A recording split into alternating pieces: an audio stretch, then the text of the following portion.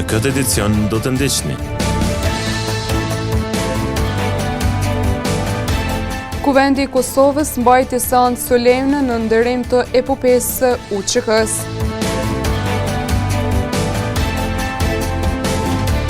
Ndalohen dhuratat mbi 50 euro për mësimdhënësit në festën e 7 marsit.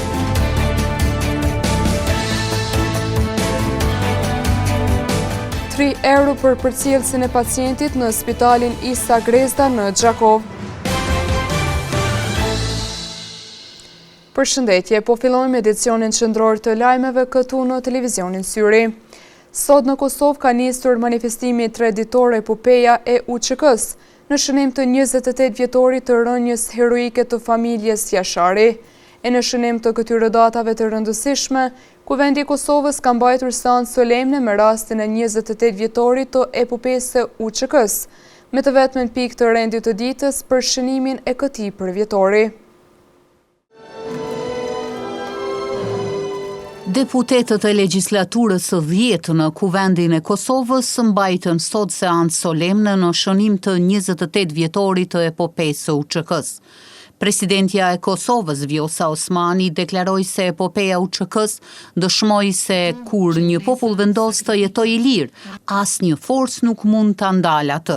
Ata zgjodhen lirinë para frikës, e mbi të gjitha zgjodhen nderin para jetës. Në ato 3 ditë marsi u bë muaji i epopesë dhe i sakrificës që ringjalli një komb të tërë. Familja Jashari u bë kala, ndërka që kullat e tyre u bën flamur i përhershëm i lirison. Ndërsa kryeministri i Kosovës Albin Kurti tha se nga qëndresa dhe sakrifica familjes Adem Jashari buron liria e Kosovës. Në rrjedhën historike të përpjekjeve të gjata politike e shoqërore për të drejta, barazi dhe dinjitet, kthesa në prekaz artikuloi qartë aspiratën e popullit të Kosovës për çlirim nga Serbia pushtuese. Epopeja e UÇK-s u bë thirrje për mobilizim, për bashkim dhe për artikulim të qartë të synimit ton për shtetësi dhe mbetësi. Sakrifica atyre mbeti jo vetëm dhimbje, por themeli kujtesës dhe qëndresës së kombit ton, shtoi kryetarja Kuvendit të Kosovës Albulena Haxhiu. Në 3 ditë luftime, e gjithë historia e Kosovës kaloi përmes jasharajve dhe qëndresës së tyre, përmes vendosmërisë për të mos u larguar nga toka e tyre. Ata morën mbi vete barën më të rëndë të kohës, një dështyrë të vështirë, por shumë të rëndë. Kjo seancë ishte pjesa aktiviteteve 3 ditore, 5, 6 dhe 7 mars, që nderojnë heroizmin e familjes Jashari dhe luftën e UÇK-s. 28 vjet më parë, më 5, 6 dhe 7 mars 98, forcat policore dhe ushtarake serbe sulmuan familjen e komandantit të UÇK-s, Adem Jashari, në lagjen e Jasharajve në prekaz të Skenderajt. Gjatë 3 ditëve sa zgjatën luftimet u vra Adem Jashari bashkë me 22 antar të familjes së ngushtë dhe 33 të tjerë të lagjës dhe të afërm të tjerë të familjes Jashari. Ora e parë mësimore në gjitha shkollat e Republikës së Kosovës i është kushtuar sot epopesë së UÇK-s. Nxënësit dhe mësimdhënësit përmes projekteve dhe ligjëratave të ndryshme kanë risjellur në kujtesë historinë e familjes Jashari dhe rëndësinë e epopesë. Adem Jashari është komandanti legjendar. Sot ora e parë mësimore, si në të gjithë sistemin arsimor para universitar të Republikës së Kosovës, ashtu edhe në shkollën e mesme të lartë ekonomike Kadri Kusari, i është kushtuar epopesë së UÇK-s dhe sakrificës së familjes Jashari në prekaz. Profesoresha Raimonda Koca u shpreh se qëllimi i orës mësimore është të përçohet brezat e rinj rëndësia e luftës së ushtrisë çlirimtare të Kosovës dhe sakrifica e familjes Jashari. Qëllimi kryesor i mbajtjes së kësaj ore mësimore në shkollën tonë është që tregojmë të gjithë brezave të ri rëndësinë që ka këto data 5, 6 dhe 7 mars, rëndësinë që ka epopeja UÇK-s, dhe rëndësinë e Adem Jasharit, i cili ishte një komandant legjendar dhe që sakrifikoi jetën e tij dhe të familjes së tij për këtë ditë që na jemi sot dhe për këtë ditë që na e gëzojmë lirinë sot. Ndërkaq profesoresha ndau edhe një mesazh drejtuar të rinjve. Ndoshta kisha jap një mesazh për brezin e ri që këtë datë dhe këto data historike për Kosovën dhe për vendin tonë që t'i kujtojmë dhe t'i respektojmë maksimalisht, sepse janë ata që na luftun për ne dhe janë ata që na jemi sot ku jemi dhe jetojmë të lumtur. Nxënësi Altin Jahdauti në intervistën e tij u shpreh se do mundohemi të ruajmë traditën dhe se sakrifica e familjes Jashari dhe e epopesë së UÇK-s është e jashtëzakonshme. Datët 5, 6 dhe 7 mars të vitit 1998, që ronë heroikisht atë Jashari me gjithë familjen e tij. Ne jemi pasardhësit e tyre, ne do ta mbajmë këtë traditë. Do të jemi të lumtur për lirinë që kemi sot, sepse mos të ishin ata, ne sot do të ishim ose të frikësuar ose nuk do ishim duke mësuar të lirë. Kujtojmë se datat 5, 6 dhe 7 mars shënojnë një nga ngjarjet më të lavdishme të historisë së re të Kosovës, rënien heroike të familjes Jashari në Prekaz dhe fillimin e epopesë së UÇK-s, që përfaqëson sakrificën sublime për liri dhe dinjitet kombëtar, e cila në fund kulmoi me lirinë dhe pavarësinë e Kosovës. Sot përfundon afati kushtetues për zgjedhjen e presidentit të Republikës së Kosovës. Deri më tani është propozuar vetëm një kandidat për president, ai është Glauk Konjufca. Ndërkohë, ekipi ynë ka siguruar opinionet e disa qytetarëve se çfarë ata mendojnë për këtë çështje, e cila duhet të përmbyllet sonte deri në orën 21 të natës. Në të kundërtën vendi do të shkojnë në zgjedhje të reja. Sot përfundon afati kushtetues për zgjedhjen e presidentit të Kosovës. Nëse deri në mesnatë ku vendi nuk arrin të zgjedhë presidentin, vendi mund të shkojnë në zgjedhje të reja. Deri më tani është propozuar vetëm një kandidat për këtë post, Glauk Konjufca. Ndërkohë, qytetarët kanë mendime të ndryshme për situatën politike. Një qytetar thotë se klima politike është bërë tensionuar dhe se gjuha e përdorur në debate politike është shqetësuese. Ai thekson se zgjedhjet e reja do të ishin barë për ekonominë dhe shprehet se do të mbështeste Vjosa Osmanin, pa marrë parasysh interesat partijake. Në këtë atmosferë ku boni kontaminim politik ka që madh, edhe tash nuk din njeriu se ka t'jam bërë, se në bo objekt i sulmeve, objekt i ofendimeve, objekt i çdo gjoje që s'ma ka marrë mendje se do të gjen një kulturë e tillë. Kështu të çështja e presidentit, normalisht se jemi aq varfër që më shku ka çvesh në zgjedhje. Kështu që unë kisha me qenë për Vjosën, me gjithë atë kisha me qenë për Vjosën, pa marrë parasysh ato interesat partijake, se për fat mirë nuk i takoj asnjëres parti.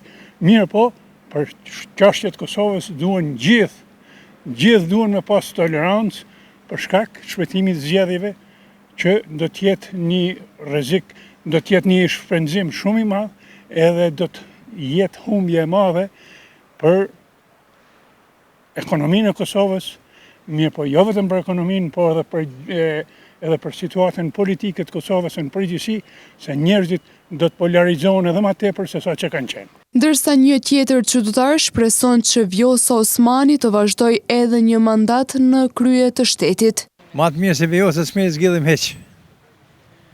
Ti him, ka ti him, fundin të kryet. Qëtar për qëtar ti. Mirë ka ecë. Po që kjo është kryesore me konë prinsi mirë. Kjo për prins ma mirë që ka prins ka. Te qëtar ti. O dhe të pëjnë apet.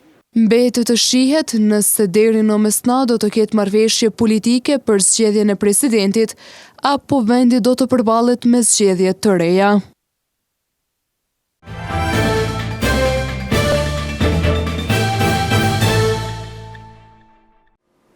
Mësimdhënësit e komunës së Gjakovës janë udhëzuar që të mos pranojnë dhurata me vlera të larta nga nxënësit për 7 mars për të shmangur ngarkimin e buxhetit familjar dhe parregullsitë. Festa e 7 marsit përkon me ngjarje të rëndësishme për mësimdhënësit, ku kontributi i tyre në këtë ditë të veçantë festohet përmes urimeve e dhuratave. praktike ka motshme nxënësve është mbledhja e shumave të mëdha të parave për të blerë dhurata për mësimdhënësit. E edhe këtë vit, si në vitet tjera paraprake, Drejtoria Komunale e Arsimit ju është drejtuar institucioneve arsimore në lidhje me dhuratat ndaj mësimdhënësve. Për sqarim me shtesë, redaksia e televizionit Syri ka kontaktuar me drejtorin e Drejtorisë së Arsimit në Gjakov, Hysen Brahimaj, i cili ka bërë të ditur se njoftimi i Drejtorisë Komunale të Arsimit është bërë në përputhje me rregulloret dhe legjislacionin në fuqi në institucionet arsimore, të cilat ndalojnë kërkimin apo organizimin e mbledhjes së mjeteve financiare nga nxënësit për qëllime të ndryshme brenda shkollës. Në këtë kuadër, mësimdhënësit nuk duhet të kërkojnë apo të organizojnë mbledhje të mjeteve për blerjen e dhuratave me rastin e 7 dhe 8 marsit. Çdo veprim i tillë bie ndesh me rregulloren dhe në rast se konstatohet, do të trajtohet sipas procedurave të parapara ligjore. Nxënësit mund të shprehin respektin dhe mirënjohjen e tyre ndaj mësimdhënësve në mënyrë simbolike përmes urimeve, kartolinave apo aktiviteteve të ndryshme, pa implikime financiare. Qëllimi i këtij njoftimi është respektimi i rregulloreve në fuqi, ruajtja e barazisë mes nxënësve dhe mbrojtja e integritetit të procesit edukativo-arsimor në shkolla. Tutje Brahimaj ka njoftuar se asnjë dhuratë në formë të organizuar nga nxënësit dhe prindërit nuk ka të drejtë të kalojë vlerën mbi 50 euro. Në anën tjetër, nëse kjo vlerë kalohet, mësimdhënësi duhet të lajmërohet tek Agjencia për Parandalimin e Korrupsionit, e cila parasheh rregulloren për pranimin dhe regjistrimin e dhuratave nga personat zyrtar, si dhe të plotësohen formularët përkatës. Në spitalin e Gjakovës është rikthyer në fuqi pagesa në vlerë prej 3 eurosh për të gjithë përcjellësit e personave të hospitalizuar në spital. Drejtori Hilmi Shala i ka pohuar mediumit tonë se qëllimi i kësaj mase është reduktimi i numrit të përcjellësve brenda reparteve, me synim përmirësimin e funksionimit normal të shërbimeve shëndetësore, ruajtjen e rendit si dhe krijimin e një ambienti më të përshtatshëm për pacientët dhe stafin mjekësor, duke rikujtuar se kjo tarif para disa vitesh ishte 5 euro. Në spitalin e përgjithshëm i Sagrezda në Gjakov është në fuqi pagesa prej 3 eurosh për të gjithë përcjellësit e personave të hospitalizuar. Drejtori i këtij institucioni shëndetësor, Hilmi Shala, ka bërë të ditur për mediumin tonë se vendimi është marrë me qëllim të reduktimit të numrit të përcjellësve brenda reparteve të spitalit. Shala gjithashtu ka rikujtuar se kjo tarif ka qenë në fuqi edhe më herët dhe se para disa vitesh shuma e pagesës për përcjellësit ishte 5 euro. Është mirë për opinionin të sqarohet se bashkëpagesat për qendrimin në spital janë të paraparë me udhëzimin për bashkëpagesa që nga viti 2007, pra është udhëzimi në atë kohë që është nxjerrë nga Ministri i Financave Haki Shatri dhe Ministri i Shëndetësisë Sadrik Idriz, pra nuk është një udhëzim i ri, është vetëm bën një plotësim ndryshëm në vitin 2024, ku pothuajse shumica bashkëpagesave janë ulur. Qëndrimi për një shoqërues të pacientit ka qenë me udhëzimin e tjetër ka qenë 5 euro, ndërsa tani është 3 euro. Po ashtu, drejtori Shala tregoi se ndikon kjo mas në rritjen e buxhetit të spitalit i Sagrezda dhe se sipas tij, kjo mas synon të përmirësoj funksionimin normal të shërbimeve shëndetësore, të ruaj rendin brenda hapësirave spitalore dhe të krijojë një ambient më të përshtatshëm si për pacientët, ashtu edhe për stafin mjekësor. Sa i përket anës buxhetit nuk është që ndikon shumë, por në qetësinë spital, në ruajtjen e rendit dhe qetësisë spital ndikon. E këto e kemi vrejtë edhe në të kaluarën, po edhe tani që është pak më rigoroze, për shkak se qetësia në repart është më e lartë. Nuk qëndrojnë te koka pacientit 3-4 persona, por qëndron një ose as një për shkak se kësaj pagesës 3 euro. Pastaj higjiena është me në rregull në spital, në për repartën, domethënë është lënia rol të madh kjo. Kushtet e trajtimit janë më të lehta të pacientit për shkak se shpesh ka ndodhur në spital dhe shoqëruesit e pacientëve janë bërë pengesë në trajtimin e pacientëve. Ka luajt edhe në të kaluarën, po tani një rol pozitiv sa i përket aspektit shëndetësor. Atë ka vend për debat publik që a duhet të heqet kjo bashkëpagesë, a duhet të vazhdoj, është një gjë tjetër, por nuk duhet të ketë keq kuptime sa i përket bashkëpagesës. Duhet ta potencojmë se ka ulje nga 5 euro tani është 3 euro dhe pjesa më e madhe e kategorive pothuajse 80% janë të liruar nga kjo bashkëpagesë. Nga drejtoria e Spitalit të Përgjithshëm Isa Greza në Gjakov thonë se kjo masë synon të krijojë më shumë rregull dhe hapësirë në repartet e spitalit. Sipas drejtorit Hilmi Shala, me këtë vendim pritet të lehtësohet puna e stafit mjekësor dhe të përmirësohet kushtet për pacientët e hospitalizuar. Deri më 30 prill, kalimi në pikën kufitare të Morinës do të bëhet me kontrolle, pas përfundimit të periudhës së përshpejtuar që zgjati nga 1 nëntori deri më 28 shkort. Marrëveshje mes qeverisë të Kosovës dhe Shqipërisë parashikon që procedura përshpejtuar të rikthehet nga 1 maj deri më 30 shtator për të lehtësuar fluksin gjatë sezonit veror. Deri më 30 prill do të jetë në fuqi kalimi me kontrolle në pikën kufitare të Morinës. Kjo ndodh për shkak se ka përfunduar periudha që nisi me 1 nëntor të vitit të kaluar dhe zgjati deri më 28 shkurt, gjatë së cilës u aplikua procedura e përshpejtuar e kalimit. Toger Ismet Hodaj thotë se tashmë kemi hyrë në një periudhë kur duhet të aplikohen kontrolle. Kontrolli lehtësuar kufitar i kemi gjithsej brenda vitit 9 muaj që kalohet me kontroll të lehtësuar, kurse tani në sezonën pranverore, po them, fillimin nga 1 marsi deri me 30 prill, fillohet kontrolla sistematike për të gjithë shtetasit Kosovës dhe Shqipërisë. Ndërsa sa i përket kolonave që mund të vinë gjatë ditëve të festave apo vikendeve, edhe kjo është e rregulluar, se edhe gjatë këtyre 2 muajve të kontrollit në ditët e festave, përkatësisht festave zyrtare, qofshin të 2 shtetëve apo festave fetare siç janë, edhe atëherë aplikohet kontrolli lehtësuar kufitar që nuk pritet që të ketë kolona të gjata në pikat kufitare. Togeri Hodaj gjithashtu tha se pavarësisht kësaj, gjithmonë bëjmë përpjekje që kontrollet të bëhen sa më shpejt dhe të mos ketë pritje në pikën kufitare. Nga 1 marsi deri në 30 prill është kontrolla që bëhet kontrolla sistematike për gjithë shtetasit, domethënë pa përjashtim këtu, kurse nga 1 maj fillohet me kontrollin lehtësuar kufitar. Po brenda këtyre 2 muajve që bëhet kontrolli gjatë ditëve të festave dhe vikendeve, përdoret edhe kontrolli lehtësuar kufitar, siç e lejon marrëveshja që është nënshkruar. Kujtojmë se periudha kontrollit të përshpejtuar, e cila do të fillojë nga 1 maj deri më 30 shtator, bëhet me qëllim lehtësimin e fluksit dhe shmangjen e radhave të gjata gjatë sezonit veror. Edhe pas nënshkrimit të kontratës për çmimin tavan të derivateve, në terren gjendja vazhdon të jetë ndryshe. Dje Ministrja Mimoza Kusari Lila i pohoi syrit se marrëveshja është nënshkruar dhe do të ketë kontrolle në terren. Mirë po ajo që shihet sot është se çmimet e derivateve në komunën e Gjakovës ndryshojnë nga një pikë e shitjes në tjetrën. Edhe pas nënshkrimit të vendimit për vendosjen e çmimit tavan për derivatet e naftës, situata në terren duket se vazhdon të jetë e pa unifikuar.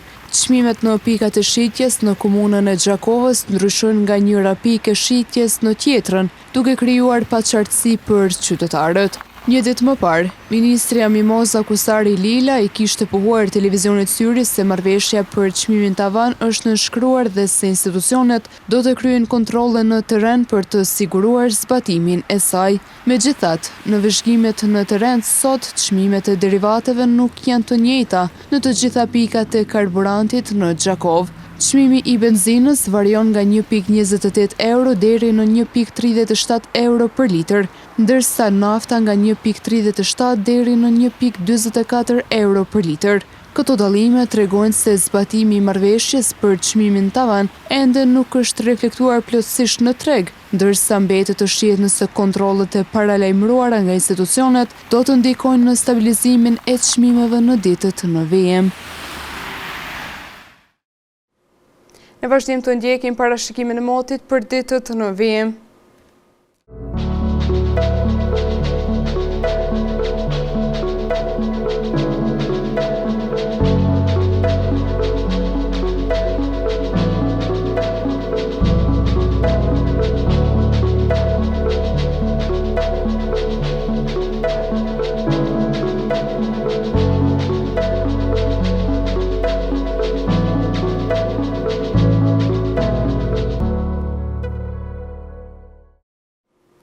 Para se të ndahemi të ndjekim edhe një herë titujt kryesor të këtij edicioni.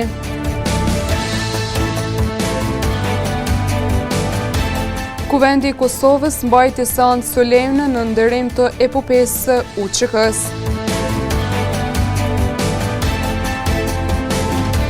Ndalohen dhuratat mbi 50 euro për mësimdhënësit në festën e 7 marsit.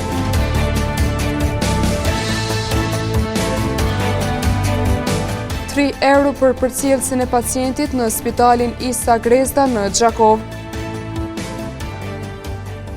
Këtu marr fund ky edicion qendror i lajmeve. Ju mund të vazhdoni të na ndiqni në televizionin Syri si dhe në rrjetet tona sociale. Mirupafshim.